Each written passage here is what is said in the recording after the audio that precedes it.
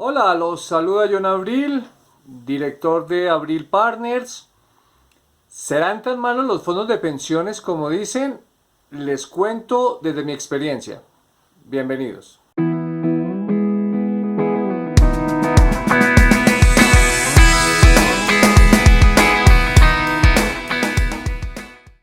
Trabajé en un fondo de pensiones por cerca de 7 años y voy a ser lo más objetivo posible, de acuerdo a mi experiencia. Espero darles información relevante y ya cada uno podrá calificar. La mala fama de los fondos de pensiones empezó 12 años más o menos después de haberse creado, cuando empezaron a aparecer los primeros pensionados y se dieron cuenta que las pensiones eran mucho más bajitas que las pensiones de Colpensiones. Entonces empezaron a argumentar que les habían hecho proyecciones fraudulentas. Resulta que del año 94 al 98 la inflación en Colombia estuvo por encima del 20%, llegó a estar en el 23%. Un CDT pagaba más del 30% de rentabilidad, llegó a estar en el 38%. Entonces, cuando se hacían proyecciones financieras con ese nivel de tasas, pues los resultados se veían espectaculares y las personas se quedaron con esa información. Pero a partir de 1999 la inflación empezó a retroceder y las tasas de captación también empezaron a disminuir. Y para que tengan una idea, en el año 2006 ya un CDT pagaba el 6.6% efectivo anual. Entonces era evidente que las proyecciones de 12 años atrás pues habían quedado completamente desactualizadas.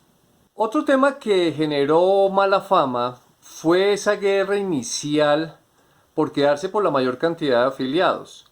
Se utilizaron muchas prácticas comerciales poco ortodoxas, ilegales, irresponsables, porque se falsificaron firmas, se afiliaban muertos, a una persona la afiliaban dos o tres fondos diferentes y además se utilizó mucho el temor del cierre del seguro social.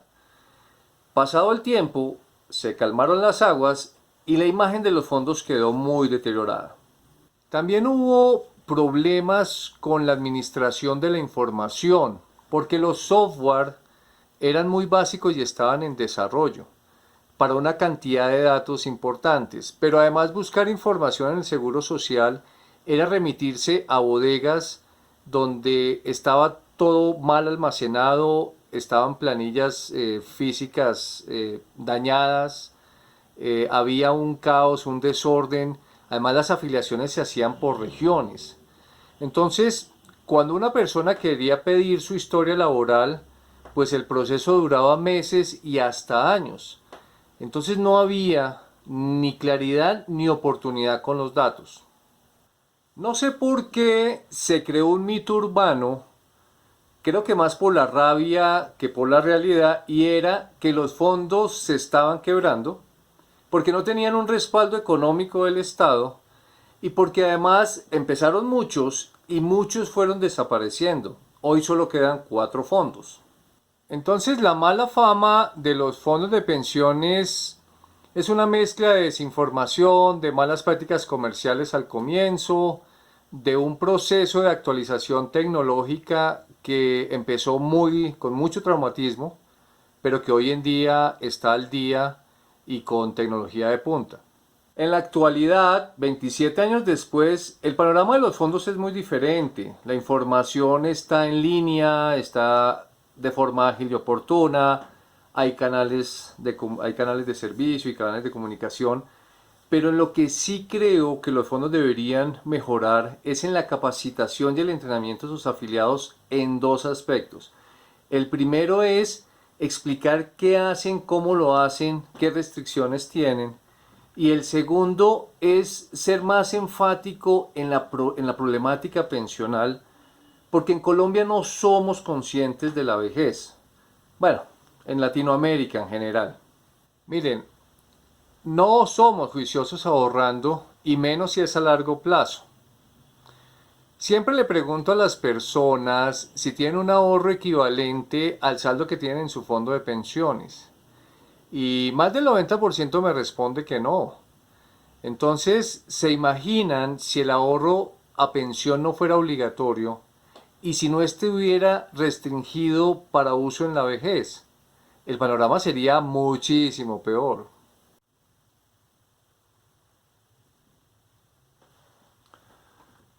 Miren, analicen. El fondo recibe el 16% del aporte, se descuenta un 4,5% que va en gastos y seguros y el 11,5% es lo que el fondo pone a rentar en el mercado financiero colombiano, que es un mercado financiero pequeño, pero también la ley le define hasta qué topes puede invertir en cierto tipo de activos, que es bueno para que no hagan locuras, aunque se cometan errores, pero también los limita demasiado en la posibilidad de buscar mejores posibilidades de rentabilidad de acuerdo a las condiciones de mercado. Por eso es que las pensiones en Colombia son tan bajas, porque el aporte es bajo, la rentabilidad es baja, siquiera para poder aspirar a una pensión del 40% del salario. Ahora, hay más formas de pensionarse diferentes al sistema obligatorio. En Colombia, la cultura siempre nos ha llevado a tener patrimonio, así no genere mucho ingreso, pero se vive mejor cuando uno tiene muchas más fuentes de ingreso, así el patrimonio no sea tan grande. En el siguiente video voy a explicar más en detalle qué es lo que hace el fondo con el 16%, cómo lo administra, cuánto cobra, cómo se contabiliza en cada cuenta individual, por qué decimos que los fondos pues es muy difícil que se quiebren, pero si el fondo le llega a pasar algo, por qué el ahorro está protegido y bueno, no sé qué más otros detalles aparezcan.